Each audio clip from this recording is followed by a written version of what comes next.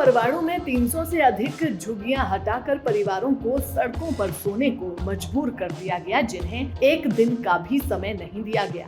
Vending zone की तरह परवाणु में प्रधानमंत्री योजना के अंतर्गत बने मकानों की डीपीआर भी इन्हीं झुग्गियों के आधार पर बनी थी, लेकिन मकान बनने के बाद मकान इनको ना देकर किराए पर दे दिए गए।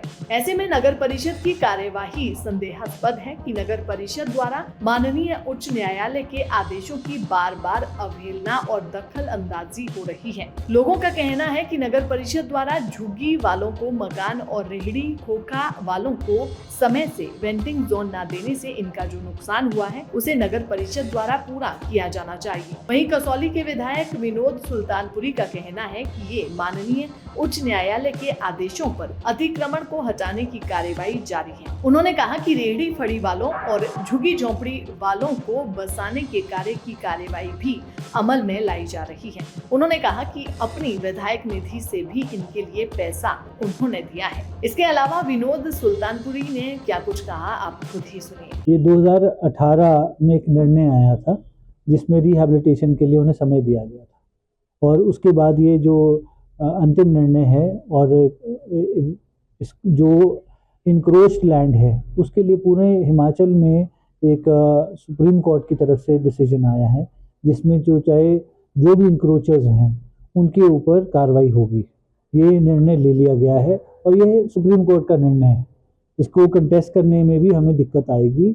जो रिहैबिलिटेशन की बात है, मेरी तरफ से जो हमने रिहैबिलिटेशन के लिए प्रपोजल दिया है उसमें अनेकों बातें हैं, जिसमें 9,50,000 रुपये तो मैंने अपने विधायक निधि से जो हमारे रोडी जो वेंडर्स हैं उनको रिहैबिलिटेट करने के लिए हमने पैसा दिया है। तो हमारी तरफ से तो हमेशा ये रहा है कि जो लोग हैं उन्हें रिहैबिलिटेट कैसे किया जाए उसके ऊपर हम कार्रवाई करने की प्रयास कर रहे हैं। पर इससे पहले जो 2018 से जो निर्णय आया था उसके ऊपर कोई कार्रवाई नहीं की गई। इस वजह से आज ये दुविधा और ये परेशानी लोगों को आ रही है।